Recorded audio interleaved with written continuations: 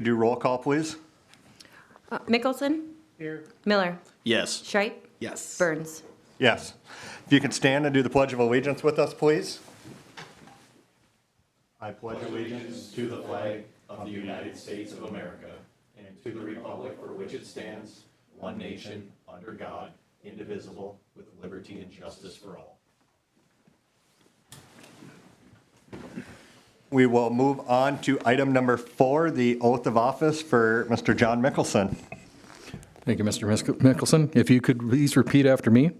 I, John Mickelson, I, John Mickelson, do solemnly swear do solemnly swear that I will support the Constitution of the United States, that I will support the Constitution of the United States, the Constitution of the State of Minnesota, the Constitution of the State of Minnesota, and that I will faithfully discharge and I will faithfully discharge the duties of the office of duties of the office of the Park and Recreation Board Park and Recreation Board, of the City of Brainerd City of Brainerd, to the best of my judgment and ability. to the best of my judgment and ability, So help me God.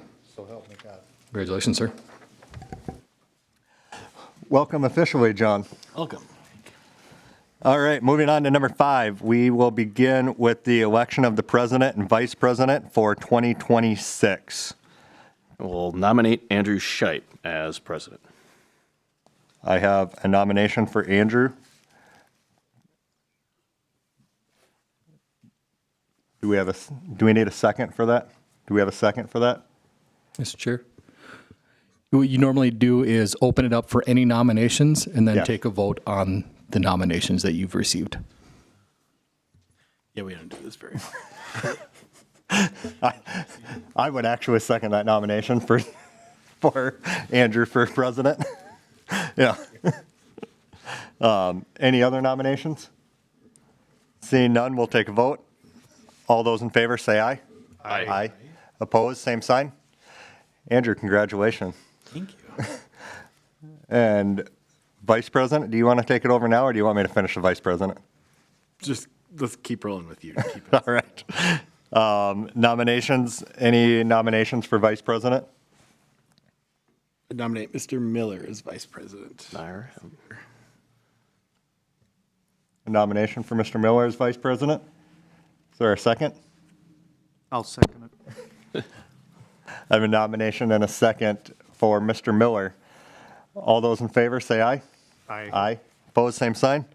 Mr. Miller is now vice president. Andrew, I will turn it over to you to run the rest of the meeting. Thank you. Item number 6, approval. Oh, the gavel. Oh, I forgot to use it the whole year I was president last time. Until like December. Yeah. I feel like I should, and yet. All right. Item number 6, approval of the agenda. Looking for, I think, a motion given the document we received Well, I think earlier. Yeah. So just make a motion to add the letter documentation to item, which one was it? 8H, yeah. Perfect. Thank you. 8H, yeah.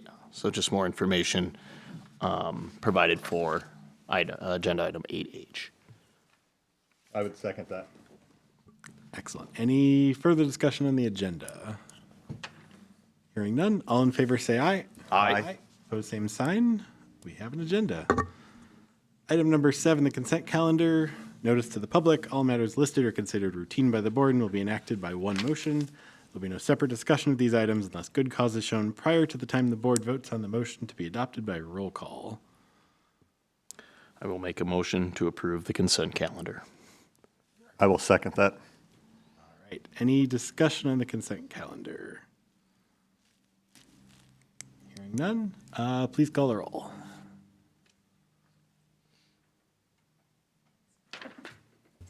Mickelson? Here. Miller? Yes. Schreit? Yes. Burns? Yes. All right, that is approved. We'll move on to item 8A. I'm going to start, so no, James, you have to leave at 4:30. So I think what maybe makes sense is kind of flip-flopping what we usually do. Have any board questions for James first, and then we do a public forum, just to make the best use of James' time. Does that kind of make sense to everybody? All right. Jesse or James, do you want to kind of open it up, and then we can ask questions and then public forum. Thank you, Mr. Chair. So the Brainerd HRA had approached the park board previously regarding the potential development of Gustafson Park with different types of residential housing as a potential. This was also discussed before council, and then there has been a couple of meetings where there has been public forum testimony before the city council regarding this item. So at this time, staff is bringing this item to the park board to receive feedback and a recommendation that we would further bring as a recommendation to the city council. And then James can expound a little bit on the planning and zoning side. Yes, thank you, Mr. Chair. So on the development side of things, just to give a brief summary of what is potential for the property, you'll see there was a memo that was attached to the agenda item. Max, if you want to pull that up, or scroll down. Here we go. So there's a map that staff kind of preliminarily provided here. There's potential probably between 6 and 7 lots. The larger lots to the west would be potentially duplexes, as pictured right there. You'd probably have 4 single-family lots to the east. Perhaps it would be 6 larger lots for all duplexes, or 3 duplexes and 4 single-family homes. So we have certainly seen developers show an interest in infill lots, especially ones that are readily developable in the city of Brainerd, flat, easily accessible to infrastructure, which this property is. So typical lots within the city of Brainerd, kind of depending on size, typically sell for around 15 to 30,000. Certainly, we'd have to look at replatting this property, which we've already received a quote for. So that would kind of be some initial cost for the city to do that. And then we'd be looking to develop the lots kind of individually instead of going with just one developer potentially for the property. That'd probably be the fastest way to get construction underway potentially for housing development. Staff did attach in the memo the Crow Wing County Workforce Housing Study. It really talked about the amount of houses that are needed within Crow Wing County and Brainerd. Certainly we have a shortage right now. And that shortage can not only impact citizens that are here, but businesses that are looking to expand or bring in people to the city if they don't have places to live. It can certainly impact the economic vitality of a business. So this was, again, brought initially to the park board just for some consideration and initial comments, and city council will be looking for a formal recommendation from the park board on this one. We bring this to the February 2nd city council meeting for their final consideration. With that, I can answer any other questions development-wise. I know we also included some information on programming that's currently held at the park and where that programming could potentially go if this park were to be developed. So with that, we'll turn it back to the park board. Thank you, James. Any questions for James?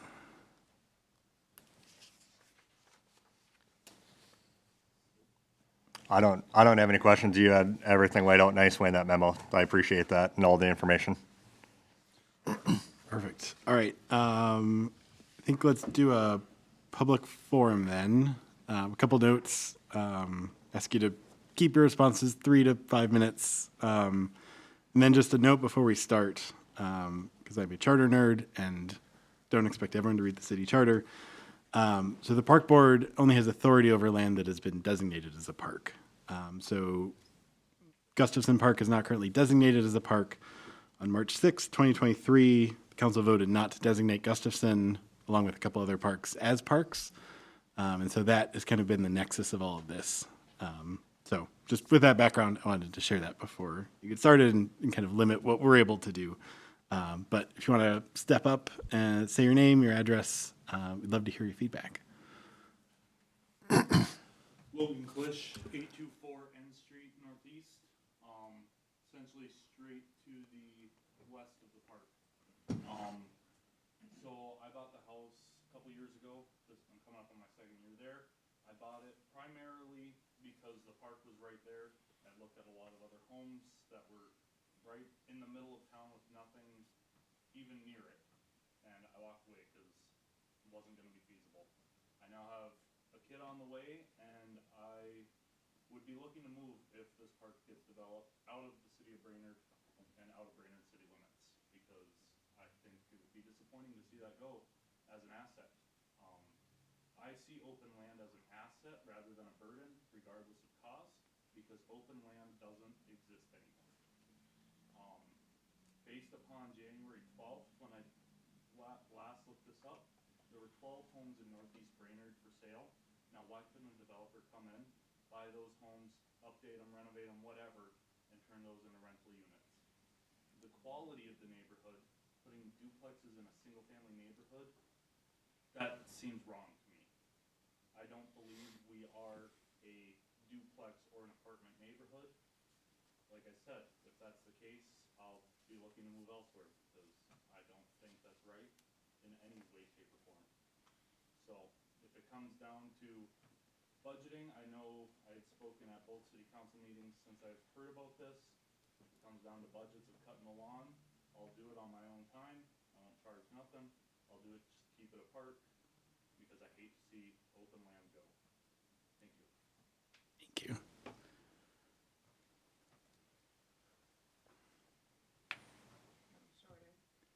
Suzanne Bolio, 1324 8th Avenue Northeast. We're also west of the park, neighbors with Logan. We've been there 3.5 years now.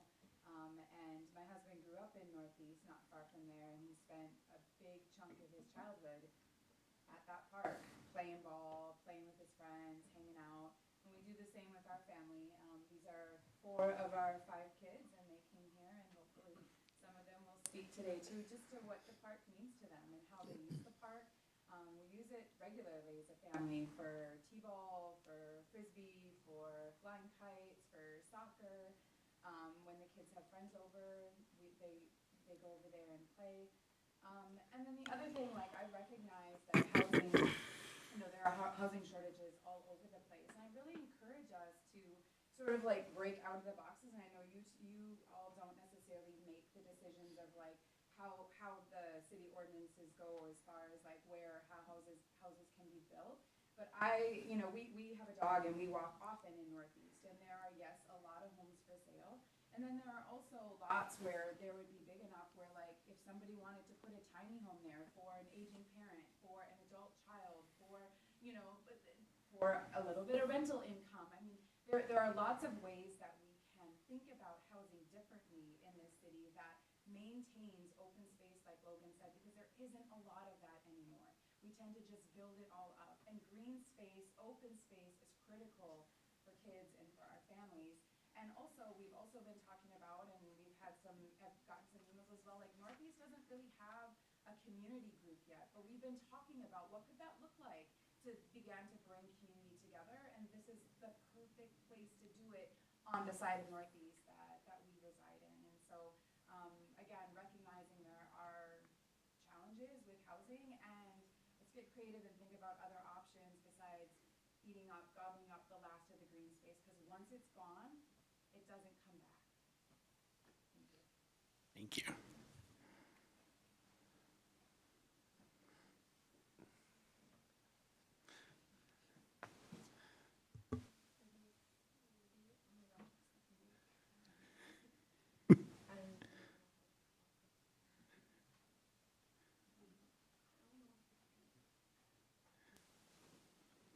Oh. Yeah. There we go. Okay. Now is it? Oh. Okay. Lydia Campen, 1324 8th Avenue.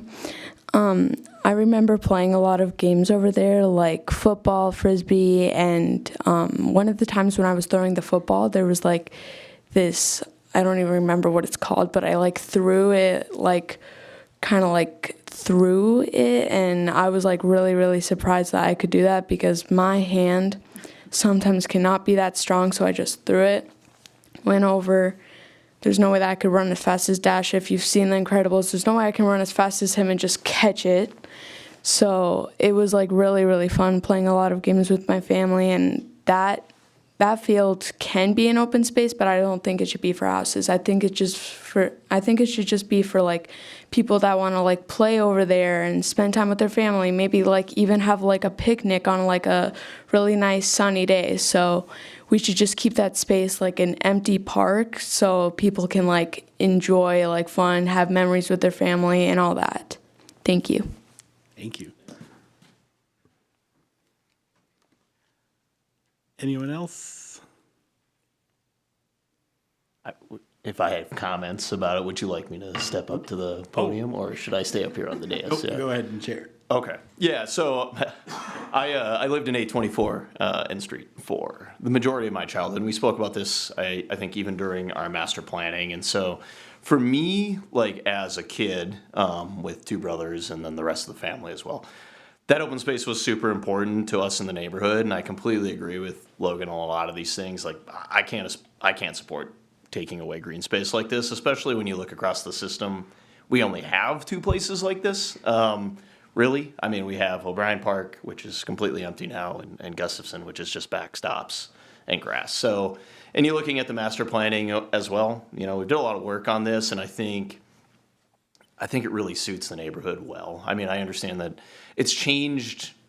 The dynamics changed certainly when I was a kid. You know, when you go back 28 years, but like. This is such a essential part for one of the more denser areas in the entire city, and you know, especially housing wise, everything's so tightly packed, and there are a lot of kids and a lot of families in that area. And I think green space is the most important thing. Like I get it, we've got Memorial, we've got Lum in the direction. We had this conversation before. We've got the school playground nearby, but truly, I don't think that the city can offer something this good, even with 4 to 6 homes. It's just, again, I'm sentimental, certainly, because I spent 5 or 6 years straight just doing nothing in grass. But I mean, this is a part of like the philosophy here where, you know, this is exactly what we want our park system to be. And I'm with them. There's a lot of vacancies in homes in that neighborhood. There are a lot of vacancies across the city of Brainerd, and there are a lot of homes that could use a lot of fixing up in this town. So I think, yeah, you know, when you're looking at square footage available per person that needs to live in this town, we probably could do a little bit better, but I just don't think this is the answer. And the upkeep's low, and the opportunity cost of losing it's way too high. But again, sentimental in that sense, but I'm with these folks on it. I don't want to give it up, so. Thank you. John, JD, any thoughts? My thoughts are going to differ from everyone. We need houses. That's everything that we hear multiple times a year. When you look at the overall scheme of our park system, this is the only park that it makes sense at. And I say park with a asterisk since it's not technically dedicated as parkland. Yes, there's houses for sale, there's opportunities, but that also comes with increased costs, which rises the price of those houses. We have 2 of our crown jewel parks in this neighborhood. That's the only reason I would consider any park would be this one. If you look at our 30-year capital plan and our master planning, we have no plans for this park to develop it. There's opportunity, and there's not much room to grow in the city. So it's a decision of, do we like what we have in the city right now, or do we want to grow? There's an opportunity to put more houses on the tax base and decrease our costs, albeit small, but every penny helps. Thank you. Go ahead, John. Being brand new to the park board, the reason I initially, I live on South 8th here where there's Big Sev down the sliding hill. And I grew up across the street from where I'm living, so I was there out of the area for about 10 years, and I've been in my home for 30 years. Big Sev was, when I was a kid, there were 1 million kids sliding. Now it seems less, but still. So I understand, because we go out in our porch in our backyard and we've got green. I mean, it's beautiful, the birds and all that kind of stuff going around.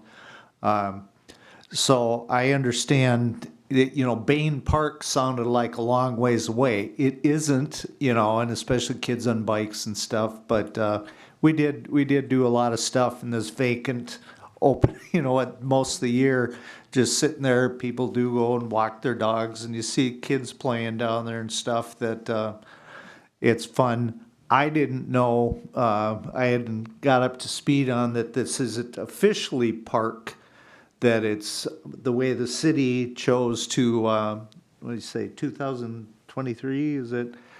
That they made that decision. And knowing how housing is, when you mentioned about a lot of properties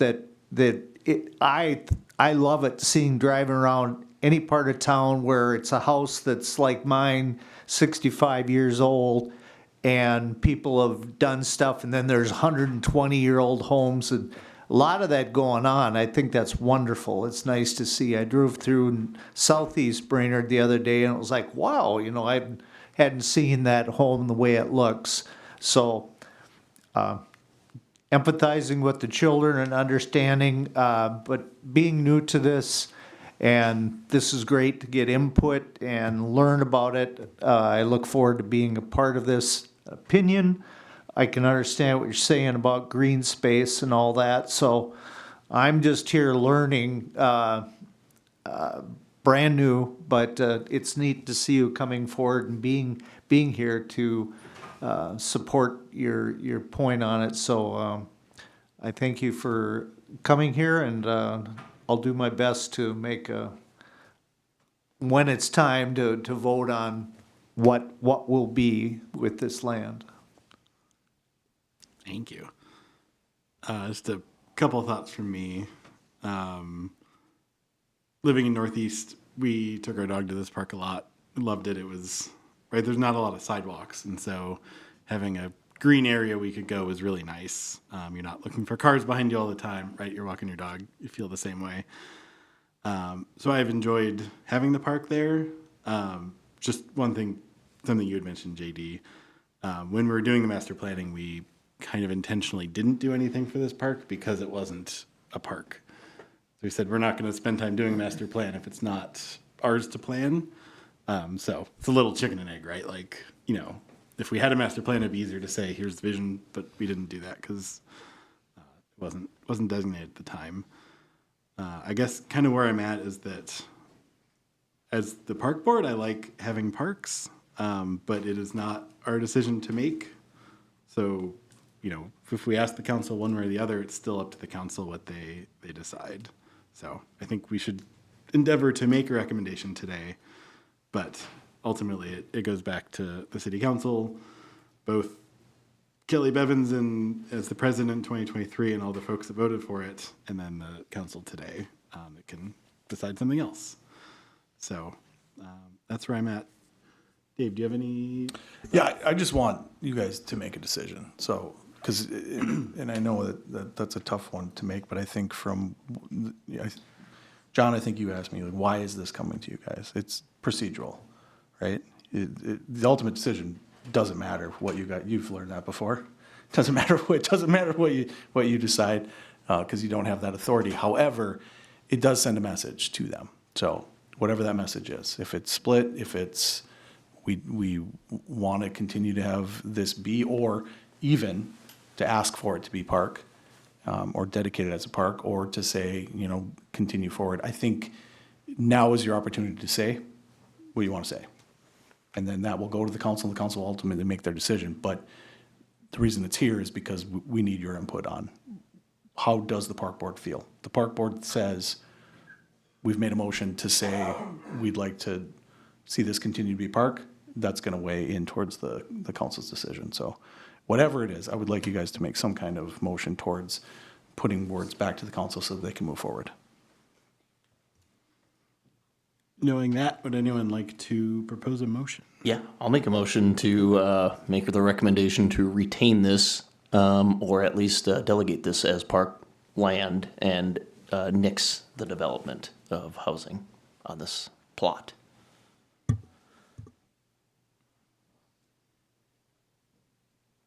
I will second that. Any discussion? Back to my point, it comes down budgeting. I know you said we didn't put anything in the master plan, but again, budgeting wise, we have also taken a stance that we're not going to develop anything further. I go back to my same thing. This is the only park that makes sense, and while adjoining neighbors may lose something right along their property, the neighborhood as a whole is not losing anything. In the grand scheme of things, when you look at where parks are placed around our city. I would just say with your nomination on it that, not with the wording of Nick's, the building project, I see that as the city council needing to decide to bring it toward them and, you know, you guys did this before, and do you want that to continue in that, and then go for there? Obviously, then we're not responsible for it, but I think it's ultimately their decision. If we bring it in, say, hey, do you want this park, or do you want this the way it is today? You know, or I guess if they'd make the decision to sell it and make developments, that's their decision. If they make it officially a park, then we have issues to deal with. You know, I can't imagine, sort of like in Big Seven, my backyard, there's nothing really to put there. I thought it was great when, way back, I don't know how many years back it was, that the mayor was there sliding down the hill and took out some of the trees and stuff. And I'm glad, and I don't think there's any way it could ever be sold and developed the way the land is there, but I think the city council needs to make a decision on what's the status of this. And if they choose to say it's park, then we go from there. Yeah, and I think that's what the motion just says, like, we're looking for a general sentiment here, so, you know, so the motion is to give the general sentiment to the council that we'd like to retain it as a park and not have it be developed, but again, we'll move to a vote after comment, so, and then, you know, again, council's gonna decide whether or not even if the majority of the sentiment is that we'd like to retain it or have it be delegated as parkland and not developed, they can still, of course, go against us, but we'll, you know, again, we'll move either one way or the other, or, you know, the vote will be whatever it is, but we're just trying to make a recommendation based on majority sentiment. So I think, you know, again, even if we're split, you know, it doesn't really give that much information to the council, but, you know, again, ultimately they're just looking for, you guys spend the most amount of time on these types of things, and we did spend time back in 2023 discussing this park specifically and the other ones that were in that particular layout. So, you know, again, we're just looking for recommendation. And so, again, back to me, you can't replace land like this. So, again, and the community's starting to grow back over there. I mean, again, we went 10 years after the paper mill closed, and, you know, again, it became desolate, you know, like there was nothing going on except for the parks there. So, I mean, it was all the neighborhood had at that time. So, and I think it still retains that, but a lot of the businesses are starting to return. Closure of Choppers and all those other things, like all that side of town's back at it. So the more we have for folks and development over there, the better. So.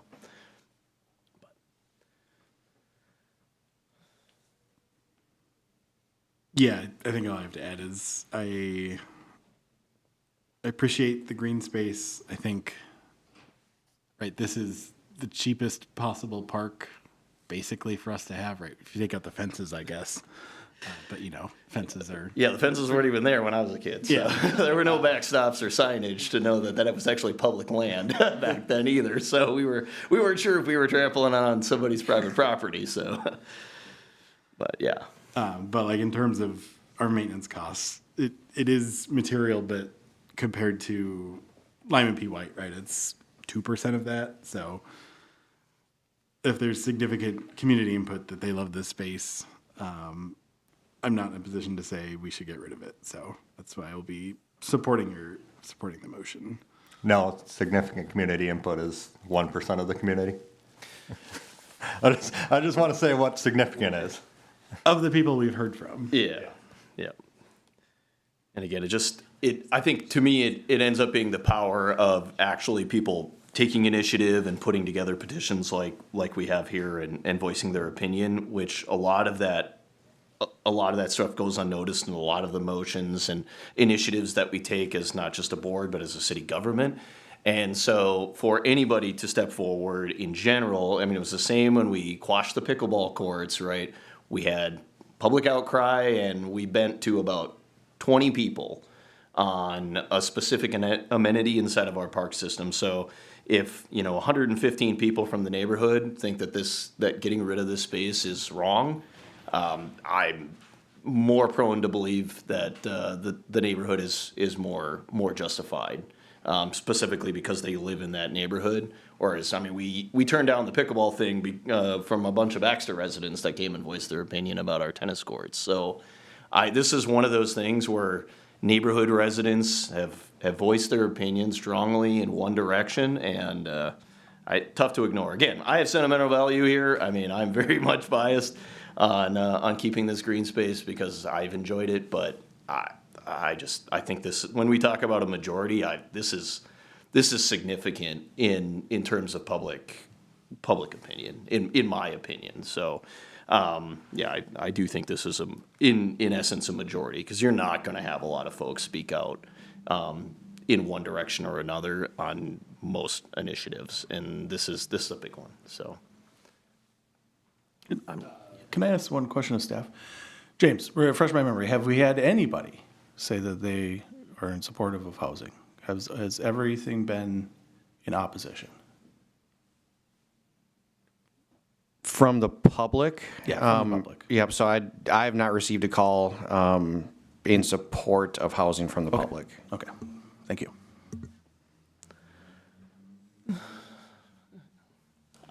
I'm not sure procedurally. Yeah. Yeah. I personally, I think we're ready for a vote. Yeah, I think all of us know where we're voting. Yep. Appreciate that. You'd like to make additional comments, but yeah, I think procedurally we probably just have to move on to a vote here. So, Yes. Keep it easy. Can we do a roll call, Lisa? Mickelson, Here. Yes or no? Yes. Miller, yes. Shipe, Yes. Burns. No. Passes 3-1.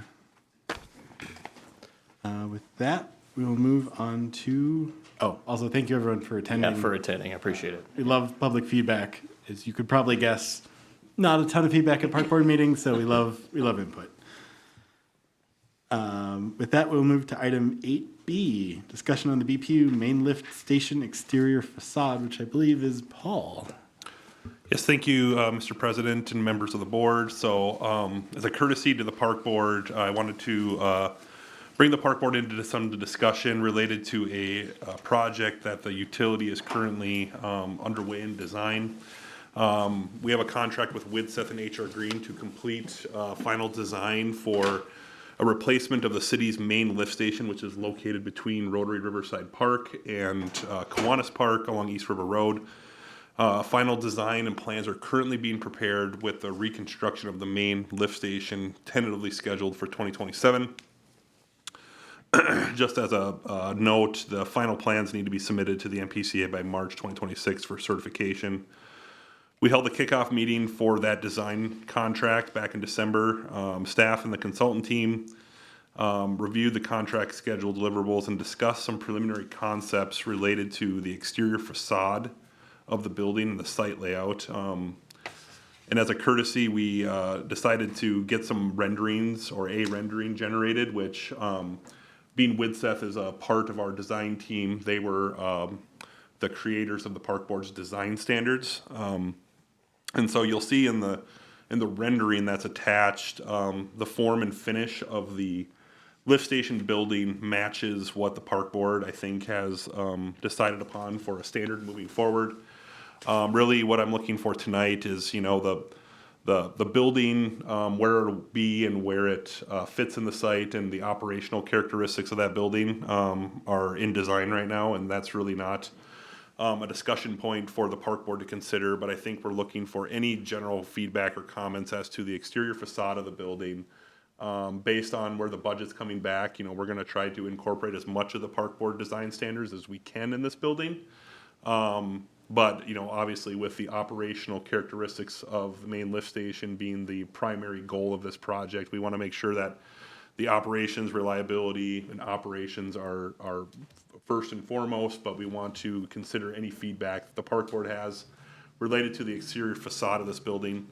As a general note, so there's two current buildings on that site. One is the pretreatment building that the wastewater enters into and goes through some screening before it enters the main lift. The pretreatment building is not under consideration for any improvements to the interior of that building. However, we did have some budgeted money in 2026 to replace some equipment in the main lift station, which We're currently in discussions about moving that a little bit and reallocating that to do some exterior improvements to the other building on that site. And so that it matches what we're doing here with the new structure.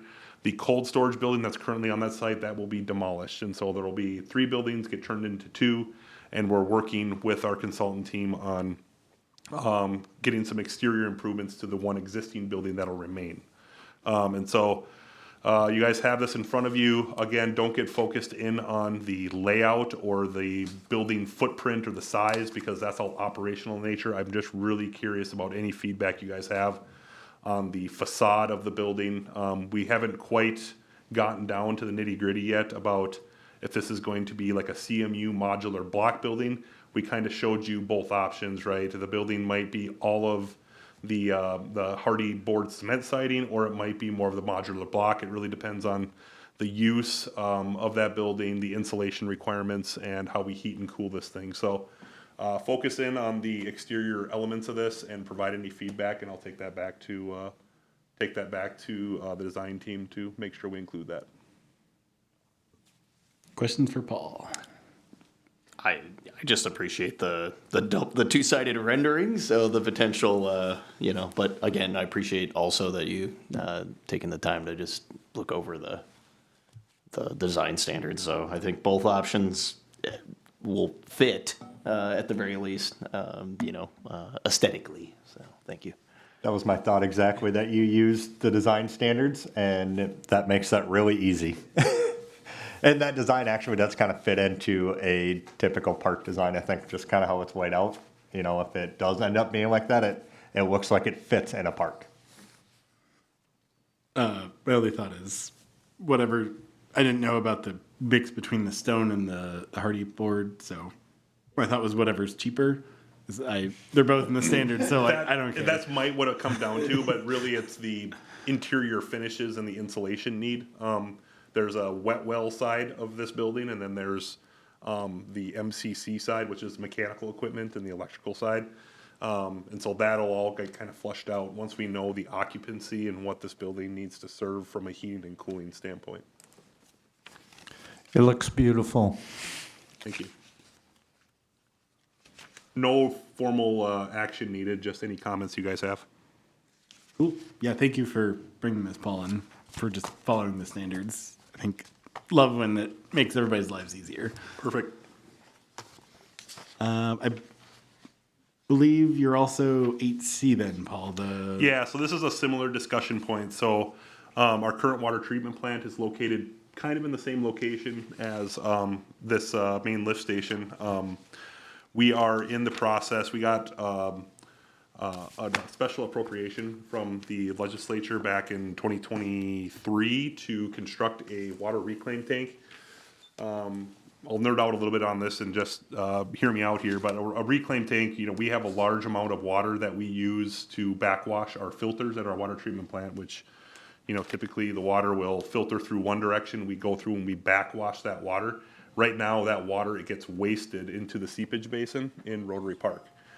This reclaim tank will allow us to reuse that process water. So it goes into a tank, it decants, it settles all the solids to the bottom, and we can reuse that water, run it through the treatment process so we have less water loss. A water loss for us means that we're not getting it through our system and collecting rates on the water. And so this reclaim tank is a operational efficiency at our water treatment plant that we got a special appropriation for.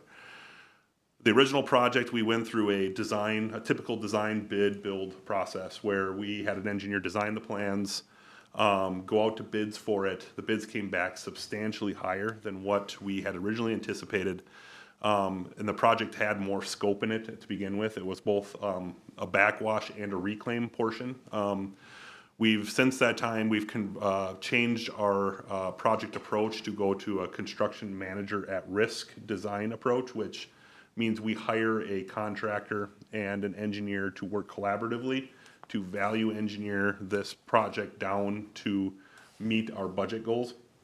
And so through that process, we've had a couple of what we call cost review meetings where we go and just start hacking the plans apart. We redline them. We're crossing stuff off that, where maybe wants and not necessarily needs, right? And we really were trying to focus on the operational needs at that facility. One of the items that came before us that was a high cost item was the exterior rock faced facade that is currently on the buildings that would be right next door to this building and the new clear wells that we built in 2019. This is more of an FYI to the park board that we're going to do everything we can to include that rock face facade. We're currently working through pricing review meetings to continue to try to value engineer this thing to get what we need from an operations standpoint and also have the buildings look similarly to the other ones on that site. But if it comes down to a couple $100,000 or so, that's going to be the first thing that gets cut is that exterior brick face. And so once again, it's more of a FYI to the park board. We're going to try the best we can to get that included in our bid package and part of our guaranteed maximum price. But if it comes down to the operational needs for that specific tank compared to the exterior look and feel, the operational needs are going to win that battle, I feel, from the commission and from staff standpoint. Is there any comments related? I mean, it's more of an FYI for you all so that when we're building the building and that's not included, that, it doesn't turn into a spectacle, I guess, at that point. But just wanted to bring you up to speed on how this process has worked and why we're going this route to try to get our budgeted amount is 5.6 million. So we got to cut about $4 million out of a $10 million project. I don't think Rockficade is going to do the 4 million. We're down to about 5 right now, 5.1. We've made a lot of changes and a lot of value engineering things to get us to a point. We've made a lot of concessions. We're going to continue to look at it, and the brick facade is about 65 to 66,000 for 3 sides, and so we're hoping we can fit it in the project scope. It benefits us to make it look the same too, because we want to use these facilities for long into the future. Any questions for Paul? No. I have a couple. Like 5 years from now, if you had $65,000, well, 85 with inflation, could you put on the facade later? No, so it has to be, okay. Yeah, it's a form liner, and so basically they form their walls and they pour all the concrete, and then the concrete just fills into the voids and makes it look like a rock face finish. Oh, that's slick. Yeah, so it's a kind of all-in-one. You either do it now, or there's opportunities to do more of there's a couple other options on there, like a cement hardy board siding and things, but those are substantially more expensive. Cool. And then this construction manager risk process, I feel like we've had projects as a park board that this would have been amazing for. Is this specific to like this sort of infrastructure work, or? It's getting more into what we actually just had this conversation with a couple of contractors that Tim Holmes has been working with here for the new fire department remodel or refurbishing. It hasn't really taken off yet. It's more on the water industry, the wastewater and water side right now, because it's an efficient delivery method, because usually there's a set budget and we're trying to value engineer and, make the really hard distinction of what the needs of the facility are and what would be nice, but it's not necessarily a need. And bringing in a contractor early into those discussions really helps.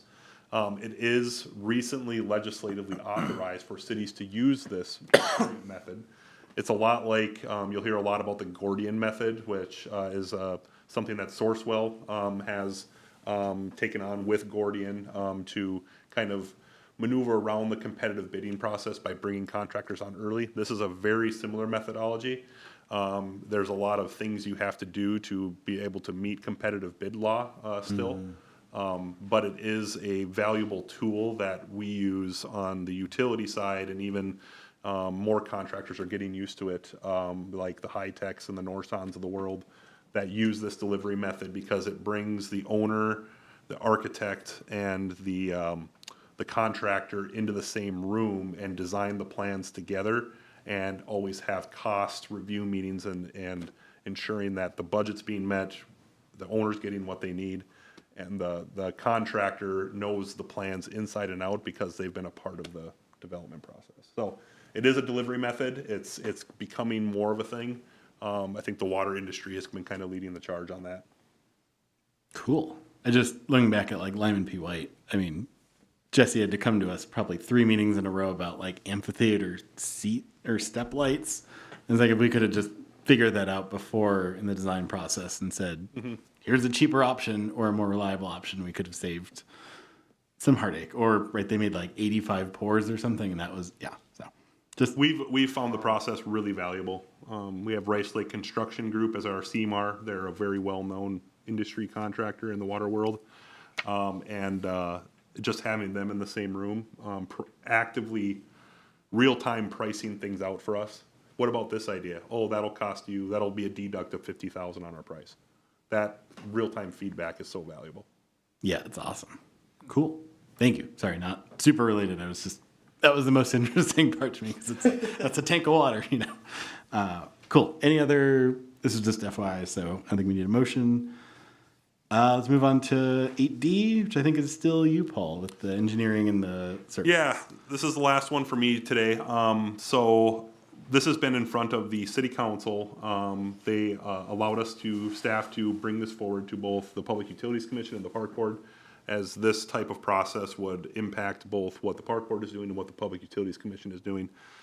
What staff have been talking about and what this RFP represents is a way to streamline the way we hire out professional services, architecture and engineering services. And so during a typical process that Jesse or I or whomever would do, we would solicit an RFP for design services, whether for a park project, a water reclaim tank, whatever it might be. And then you solicit that to firms, and then you go through a big, long scoring process about qualifications, who's on your project team, what's your budget, how many hours do you have, all of that during one process. What we're proposing here would be to get all of the qualifications scoring out of the way and more or less setting up a consultant pool that we have qualifications-based scoring, project team scoring, project experience and what kind of projects that they've done. All that scoring gets done on the front end. We set up a consultant pool where we have 15 categories laid out in this RFP for basically any public works function that we might run into as a board, as a commission.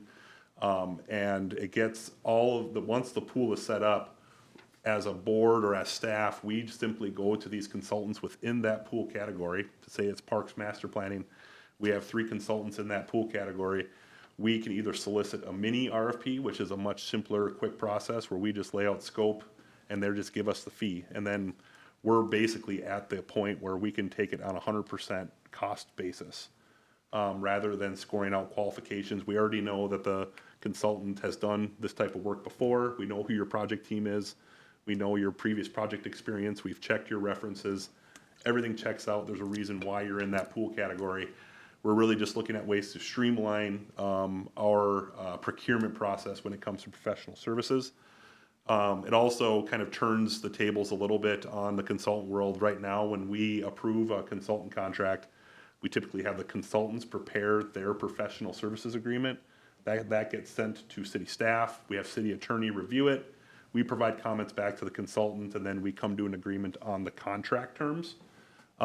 This process would be, you're in the pool, we awarded you work, you have a master services agreement that is prepared by the city, given to the consultant. If you want to be a part of the pool, you have to have a master services agreement that we've prepared. And then from that point, these task orders that come up are quick, simple, they reference the master services, all the terms and conditions of the contract are already agreed upon. And so it's just a streamline in the whole procurement process when it comes to professional services without losing the competitiveness that a typical RFP process would have. Like I said, this went before the city council at their second meeting in January. It went to PUC this morning. They approved it. We're looking for park board concurrence on this solicitation. This would go back to the city council at their February 2nd meeting, and then we would let the RFP out, and then we would be back in front of you with a recommendation for the pool. I think there's a couple of categories that probably impact the park board. I think the park design park master planning, architectural services, that kind of stuff, or even construction observation services. Those are the things that you guys might want to use this pool for. And we would have it all set up. It's a 2-year pool term, so consultants would be getting into the pool. There'd be a 2-year term. We originally set it out at a 5-year term. The council said we should back that off a little bit to allow, after 2 years, another consultant to get into the pool if they want to, or it gives us the opportunity to say, you did not perform on a couple of contracts, we're gonna kick you out of that pool category. And then also setting that contract limit for utilization of the pool at $500,000 for professional services. So anything over $500,000, we would be going out to a full RFP. Anything below that, we would be going to the pool and soliciting services that way. Any questions from the board? I like anything that streamlines that process Yeah. and speeds it up, and I feel like you two would probably both really appreciate it as well. As you're both shaking your head, yes. Yeah.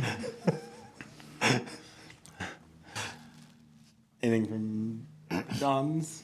I have a motion when you're ready. Oh, no. J squared. Oh, J squared. That's better. Oh. I find that very impressive, the whole process. It's nice to see, being brand new to this, but seeing government do things in a very smart way. And actually, consultants are very, they like this methodology because they see the value benefit when they're doing these large RFPs and they're designing them and putting a lot of front end work. It saves them time and money, which inevitably rolls down into the rates they charge us for actual project work, because they have a lot of overhead that goes into these designed proposals when we request them. I've just got one question for Yeah. I think historically as a board, we've struggled with estimating upcoming capital projects. Would this pool maybe give us a resource to say, hey, this pavilion's about to fall down. Could you give us a back of the napkin number? I think it certainly could. There's ways that you could address, like, sometimes we enter into like an on-call services contract where, you have it kind of an open-ended, maybe you put $5,000 into a deal for estimating services from like an architecture firm, like Widseth or someone like that, where Yeah.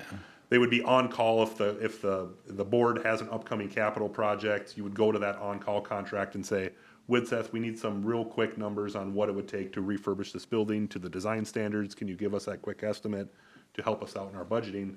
Then they would just do their work, maybe a couple hours of professional services that would get charged against that on-call contract. Cool. So, that's a way you could address that. You wouldn't necessarily want to put a limit on that contract, but that's certainly something the park board could consider. That would be amazing. Cool. Do you have anything? No. Got a motion, go for it. I would make a motion to approve the attached solicitation for LOIs, SOQs to set up the multi-award on-call consultant pool and solicit proposals from interested firms pursuant to the schedule within the document. Thank you, Paul, for writing that out for me. You're welcome. I'll second it. Perfect. Any further discussion? Hearing none, all in favor say aye. Aye. Opposed, same sign. That is approved. Move on to 8E, approval of the Lakes Area Youth Soccer Association Agreement. Jesse. Thank you, Mr. Chair. So before you have an agreement between the Youth Soccer Association and the city. Staff has put this together with both city attorney review as well as youth soccer review. So at this time, we are looking for park board approval of the attached agreement, and we can answer questions. Yeah, the soccer association has definitely seen this, right? That's my Okay, knowledge. very good. Just What I heard before, the soccer association was ready to sign it. before okay, we very good. And I think the only thing hang up, maybe not even necessarily hang up, I just would like any sort of end of season sort of like recap or anything like that. So when this ends before we sign her again, just have a conversation, what went well, any struggles that they might have had, if we had any staffing costs that were kind of accrued by the association's use of this. Just kind of I think kind of our general policy on a lot of this stuff, like how did it end, what did it cost, who ate those costs, those types of deals, and then feedback from the association as well. If they want to come and speak, I'd be more than happy to listen, just, to continue to grow partnerships like this in the future, so. A fall recap. Yeah. Or whatever is appropriate for them. I mean, if they want to kick the ball in the snow, we're good. I mean, whatever. But pass on whenever, that. yeah, it doesn't sound great, but just whatever sort of recaps, and again, it gives us more information when we enter agreements with other associations or other sports things or other events. What we can look for and best practices we can continue to improve on as we grow from learning from these experiences. So I'd appreciate that. I'll make a motion to approve this agreement with Lisa. I'll second. Jesse. Mr. Chair, if I can ask for clarification on the motion, is the motion to include another provision requiring the youth soccer to provide a report at the end of the season, or is that more of a recommendation that you'd like to see the association come together? We've typically only required reports for the ones that we financially participate in, like community ed and YMCA, but it's something that if you want us to include with the language, otherwise we can just recommend it. I think the way that the ski loons and the residents work, that's kind of an individual thing, and we kind of hear that as a byproduct.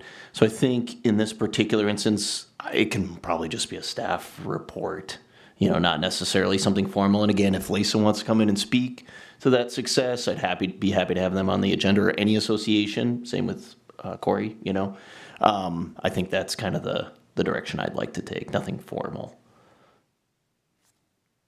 Oh, Dave. Yeah. Yeah, just to speak to that, I think it's good to have in here that they need to work with staff at the end of the year. It doesn't necessarily need to be a report. They don't need to come in and do a presentation, but having in there that at the end of every season that they have a sit down with staff, I think that's just good business for us. Yeah. I don't necessarily, like I said, I don't necessarily think it's a requirement, but I would like to see it, And again, that's just kind of a relationship thing for us with members of the community. So, like I said, we're present at some of these loon gatherings, and if Lisa wants to, they have an end of year thing they want to invite some of us to, and we get a recap or whatever it might be, a phone call, sit down, whatever. But I don't think it necessarily needs to be formal. I mean, your guys' opinion on that's valid too, but I don't necessarily think I need a formal, come in and tell us what you're, how many times you guys kick the ball around side of the deal. But I think just best practice for agreements like this is maybe just an end of year or end of season recap, but nothing formal. Totally agree. Any more discussion? Hearing none. All in favor say aye. Aye. Same sign. That is approved. Item 8F, approval of the Brainerd Baxter Baseball Association agreement. Thank you, Mr. Chair. So similar, we have another agreement before you. This one's more of a renewal of a kind of a multi-year relationship with BBBA. So staff is looking to have that agreement renewed. We've had this agreement reviewed with both the attorney and BBBA. So we're looking for park board approval of the agreement as you have before you. I'll make a motion to approve this agreement as well. Second. Any discussion? They were a great partner last year. Yeah, I'll say the same. And I forgot to say that about Lisa, but I appreciate them coming together as a partner, and appreciate them and BBBA for, can't say that, for being a good partner in growing our program. So with that, all in favor say aye. Aye. Opposed, same sign. That is approved. 8G, ice skating party food sponsorship. Kayla. Well, I can introduce this one for you. Sure. Yeah. So we were approached by Rosalini's in regard to a proposed partnership in regard to the upcoming skating party. They've asked for waiver of park fees for a couple upcoming events that they'd like to do. Staff has laid out a few different options in the park board packet. Finance did respond with some concern about the ability to kind of exchange services or goods for those fees. So I have a quick tweak to the recommendation in regard to what's in the packet is just if you are interested in doing the co-sponsorship, that it would be contingent on that it is something that we can legally do. And if not, we can utilize special event dollars if you so direct us to do so. With that, I can hand it over to Kayla to highlight any other details.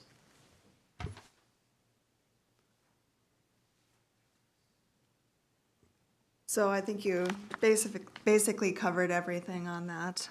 Just the reservation fee for the 2 future Rosalini's events would be for the trunk or treat and Easter egg hunt at Memorial Park.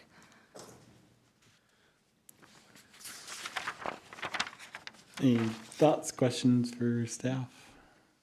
Not necessarily for staff, but I mean, I think thoughts on this is that, again, kind of a great partner for events. They're not, I mean, you know, they are a business, like promoting business and some of these events, but, you know, Curtis and the team did a great job on the trunk or treat last year, and that's like a neighborhood and community event inside of the park. And so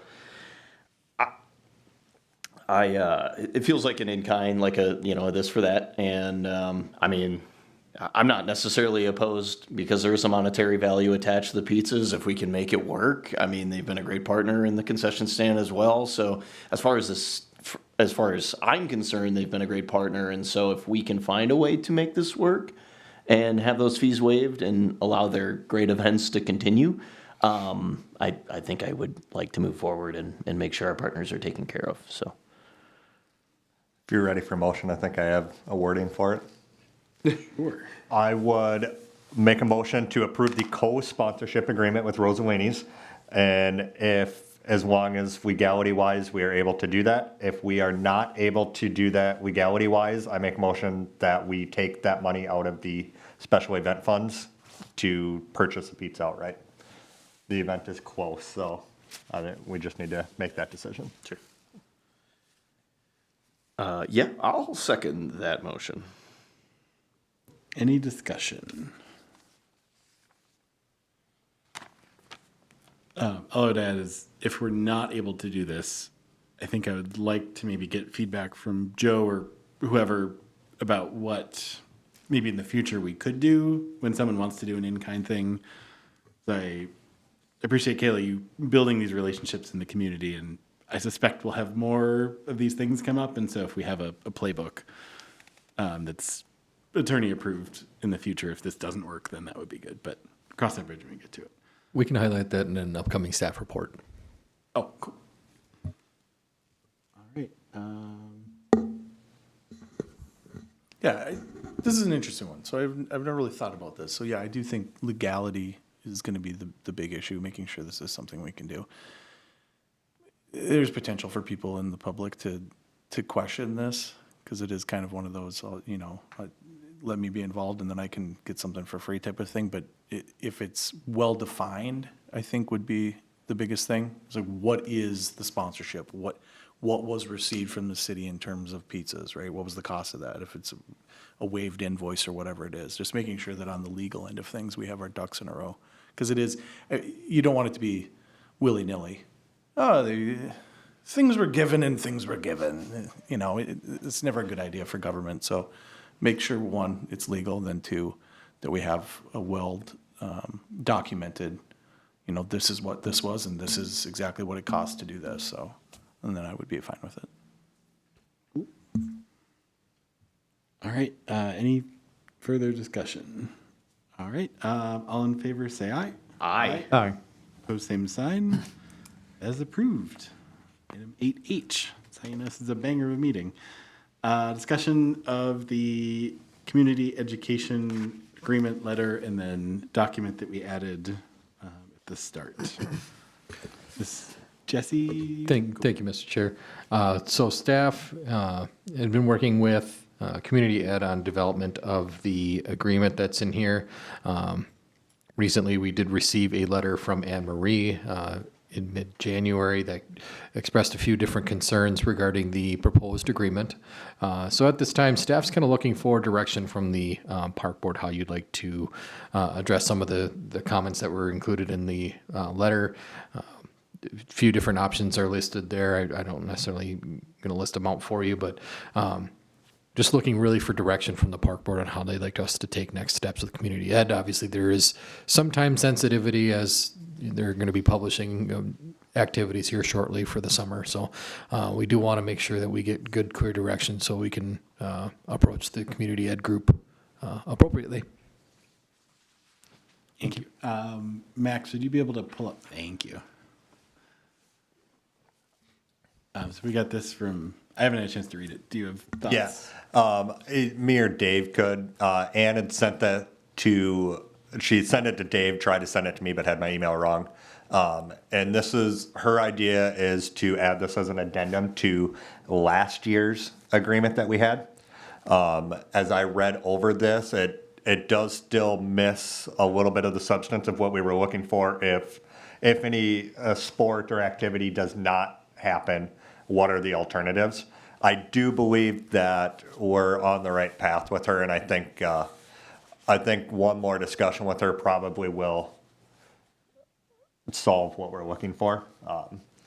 Her concern was they have upfront costs when it comes to the print and the advertising and things like that, which I understand from a business standpoint. There is that. We're just looking to make sure that we have the appropriate number of activities happening. If I may. Oh, yeah. Yeah, just super fast, just so that people are aware of how this came about. I sat down, had a meeting with JD and with Anne Marie, just because of the letter that they sent and some of the concerns they were showing and some of the confusion that appeared to be happening. It was a good meeting. I think she voiced some of the concerns and some of her concerns with the process in which we got to here. I had asked her if she could present something to us before this meeting. It came in today, so we'll pass it forward to you guys. You guys have it, and we can take a look at it. I just want us to quicken the process now that we're behind, right? And we never want to be behind because we're going to make bad decisions when we do that. So, but I haven't even really had a chance to read through it effectively, but I think we're getting closer. And again, like JD said, there are things that the park board is looking for in terms of if this, what are the alternatives? And it isn't hard in stone, you shall not pass type of scenario, but let's figure out a scenario and what it looks like so that the children of Brainerd are getting activities. So your eyeballs are just as fresh on this as mine are, but just some backstory as to how we got here so that you guys are aware. Do you have a sense of either JD or Dave, like when we need to sign this so we're not, that date already passed? Kind of feels like it's already passed. I would say, yeah, if I was to speak honestly, I would say we are definitely behind the eight ball and we are putting them in a bad position at this point. So it is on us to move quickly. Yeah. I'd probably just like to see at least us do our 2025 agreement again. I mean, they have an understanding of what we're looking for. So, I mean, that comes into negotiation next year if they act in bad faith, on any programs that maybe don't happen or get canceled. They're probably well aware that if we do the 2025 agreement again and you kind of let us down, things are going to be a little bit different next year when we write this up. But I'm with you guys on this in the urgency.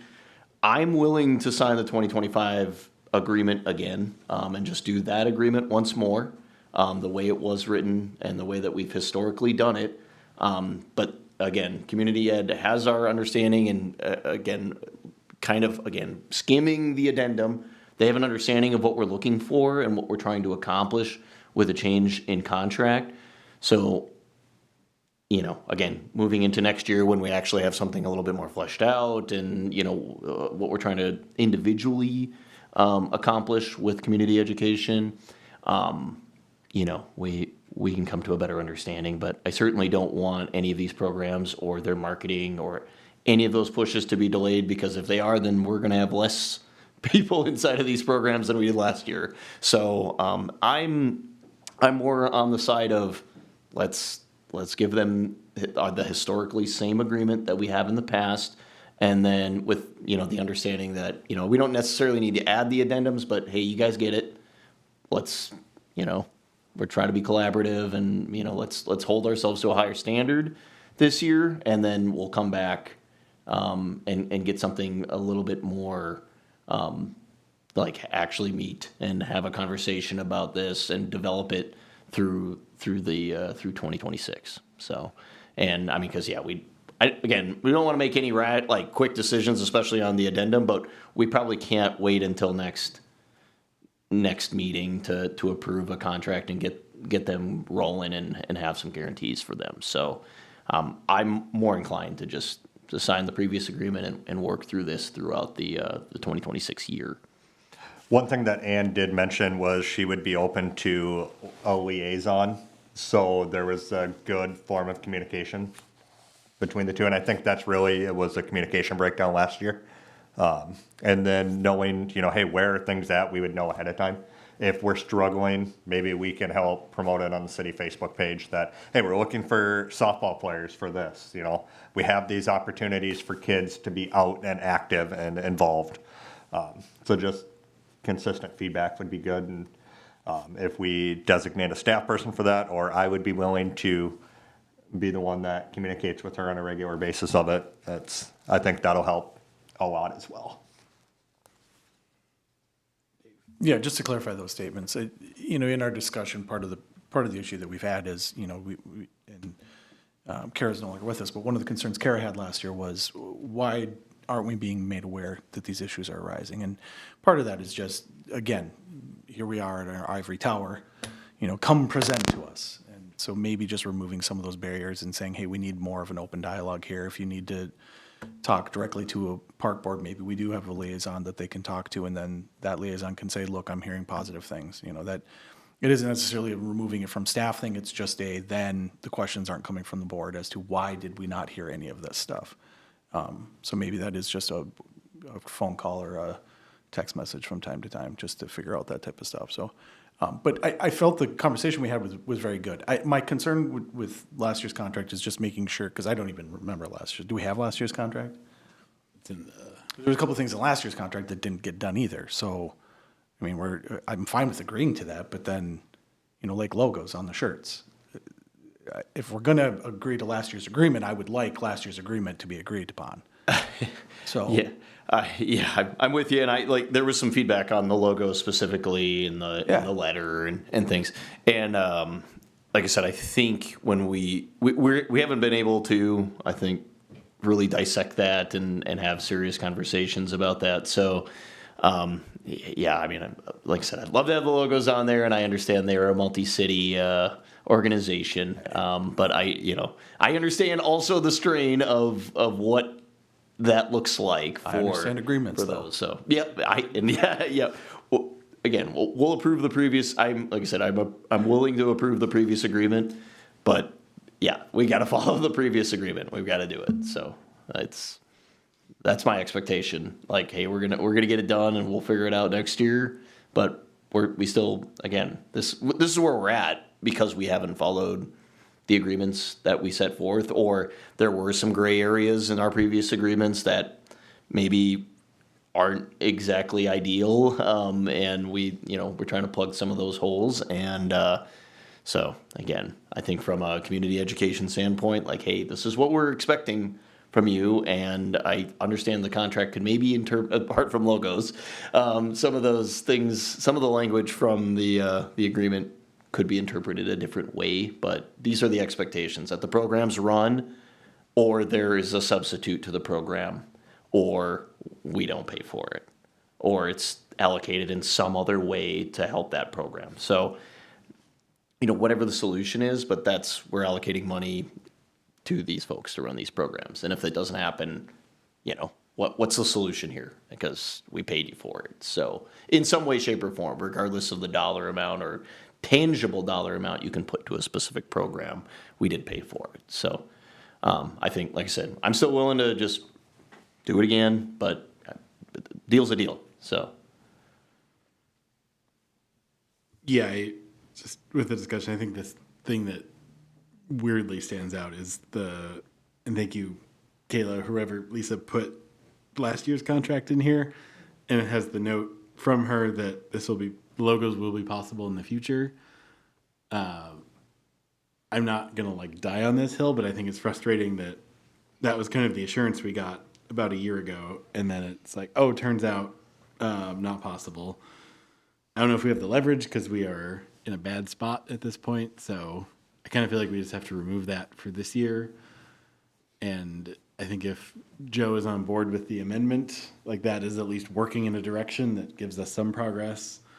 I think that combination would be fine for me for this year. And then, yeah, we need a lovely liaison and start this earlier and more collaboratively next year. And the school district attorney has not reviewed her addendum yet either. Okay. She purely sounds like just finished it today 'cause she was on vacation. Sure. I'm inclined to be with Jonathan and have better dialogue this year. Sure. Yeah, so I'll make a motion to approve this agreement, but scratching out,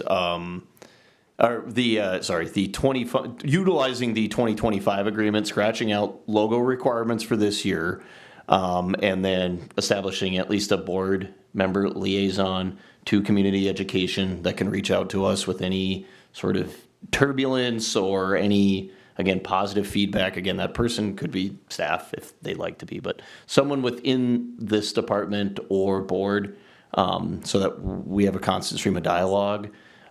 Because again, a lot of our partnerships are thriving. So that's the motion that I'll make. Again, striking the logo requirements for this year. And that is item 2G, just for the 2G. record. Very good. I would second that motion. Any further discussion? Who do you want to designate as the liaison? Well, I mean, he sounded like you'd love to do it, so let's let I her already in. have dialogue with her. I'm willing. Very good. Yep. What if we make that a motion after this motion? Okay. I'm on board with the discussion, but Yeah. just to keep it a little simpler. Sure. I like Any more that. discussion about approving contract? Yeah, my only concern with the logo end of things is it wasn't just the shirts, though. It was parents go to the meeting and it says Baxter Park and Rec. That's the problem. It's not that we need our logo on things. It's that people need to know that these are our programs. They want to be able to trust that we're doing what the taxpayers want us to do with the funding. It's not a vanity thing. No. It's not a Brainerd wants its logo on things. It's that we're using taxpayer money for this, and we need the taxpayers to know where their dollars are going. And if they're going towards programs, we want people to be aware of that. We want them to know that these are things that we're supporting. And so it's disheartening to see a date that says 3/17/25 and then says this is possible in the future. Well, the future is now. I hate to be that way, but the future is now. We had a whole season to figure that out, and it's frustrating that we would get to that point.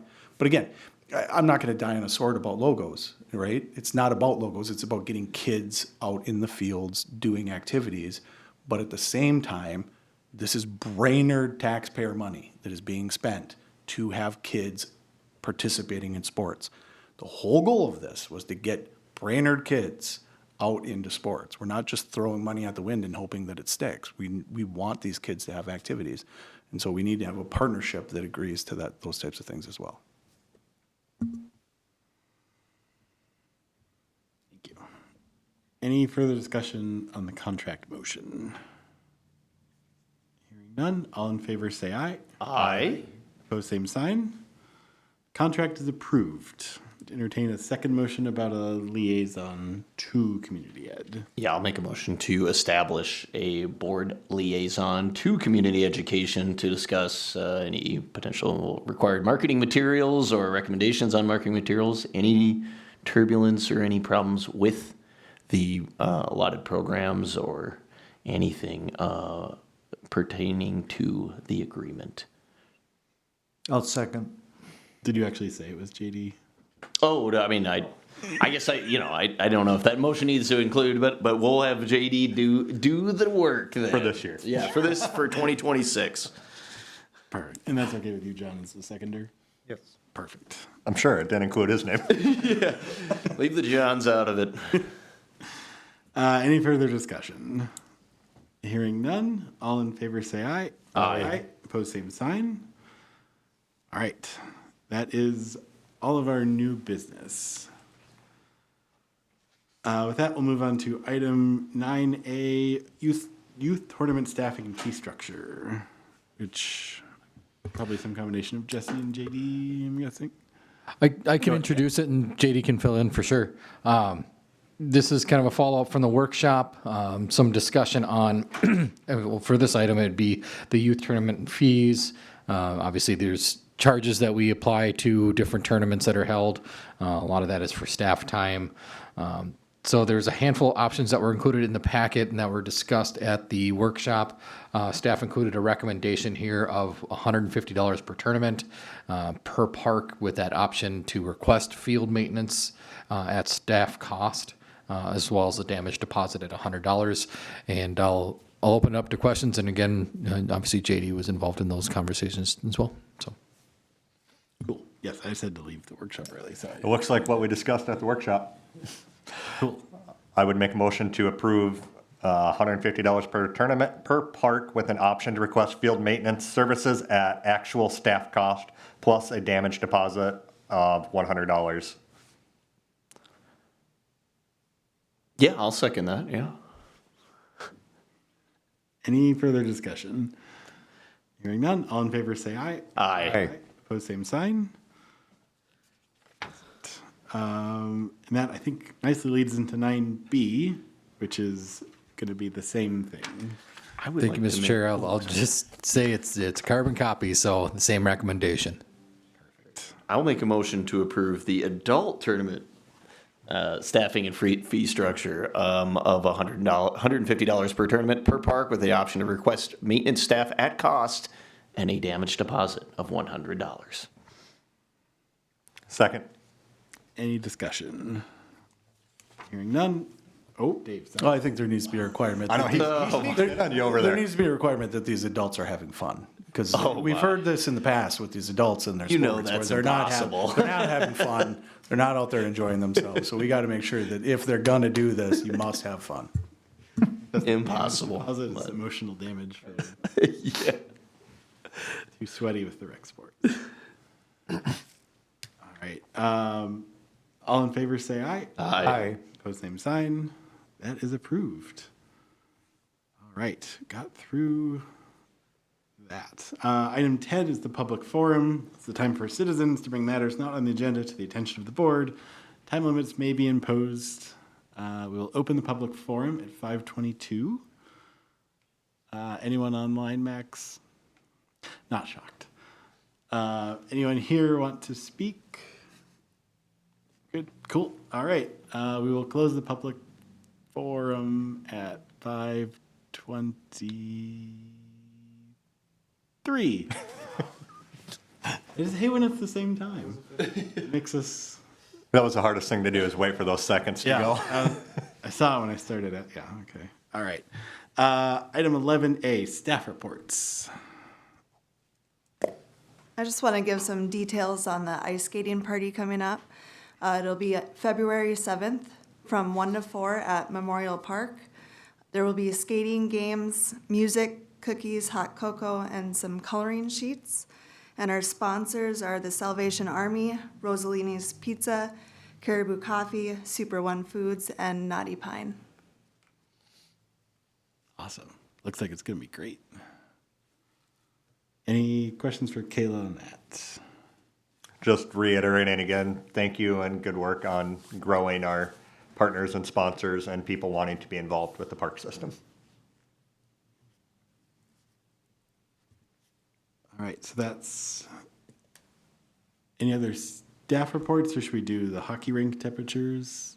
Mr. Chair, I'll just highlight, if you didn't see the Facebook post, we did have neighborhood member nearby Big Sev post some no trespassing signs. We did have our maintenance staff go out there, verify that they were not in the appropriate location, so those signs were removed. Since I haven't had the conversation, Lee's had a conversation with that person that posted them, so we'll continue to address it with them accordingly. But those were addressed as soon as we were notified of it. So we were confirmed it was a nearby resident? Correct. Yeah, They okay. reached out to us the next day. Okay, very good. That park has a really tiny sign, right? Like it's like a no parking size sign. It actually does not have a sign at the moment, but it is on a future agenda item. Oh, okay. I'll go over that with you. Oh, fun. Dave. the Yeah, big city. can I just get clarification? So are they concerned about, it's a little, or concerning that we're just posting signs willy-nilly.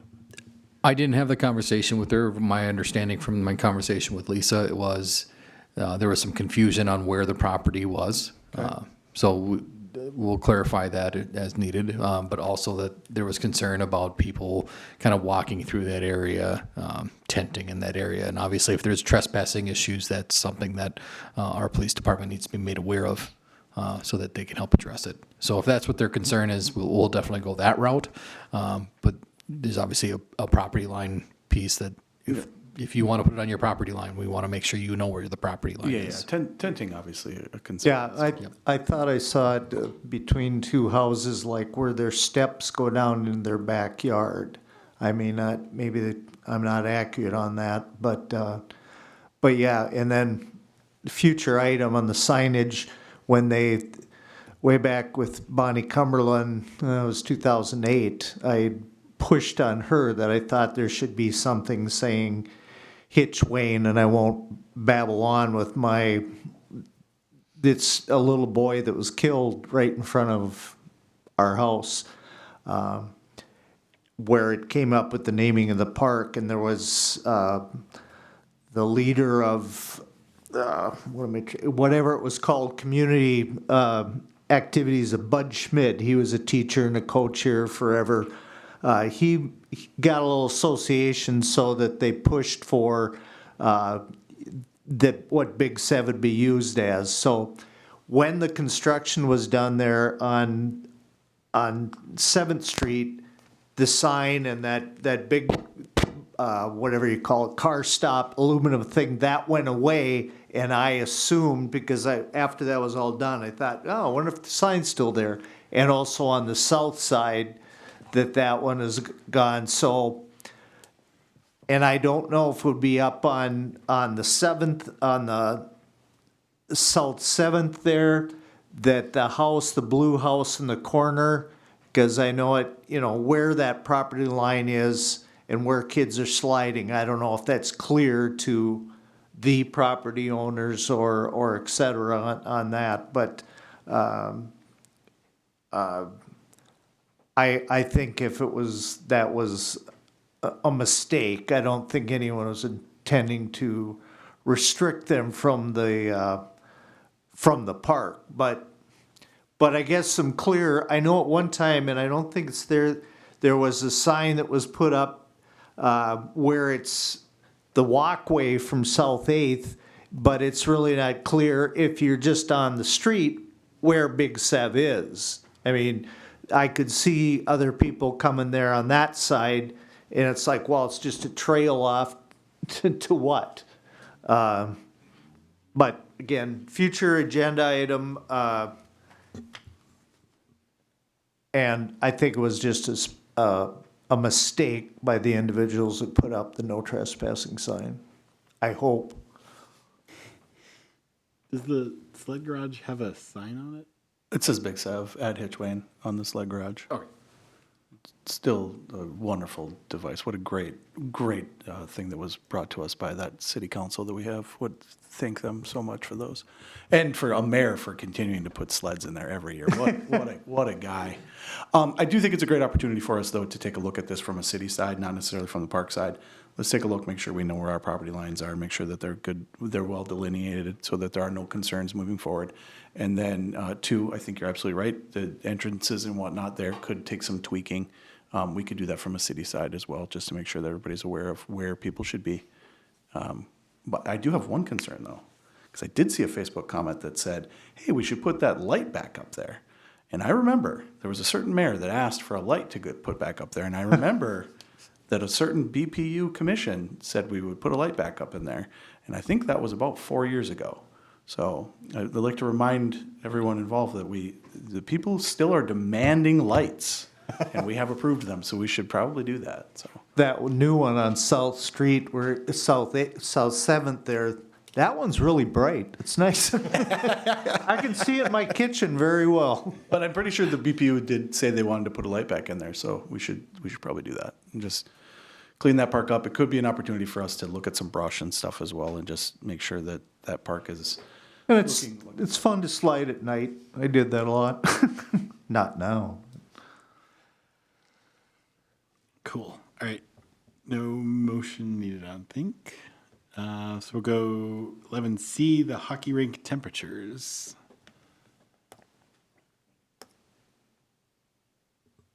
So Troy, our maintenance foreman, he sent some pictures. There was a few warm days in a row. So on the day that he took the photos, it was 33 degrees. And off of the boards, the temperature was 68 degrees. So that being said, Troy does have some great ideas that we'll discuss at a later date.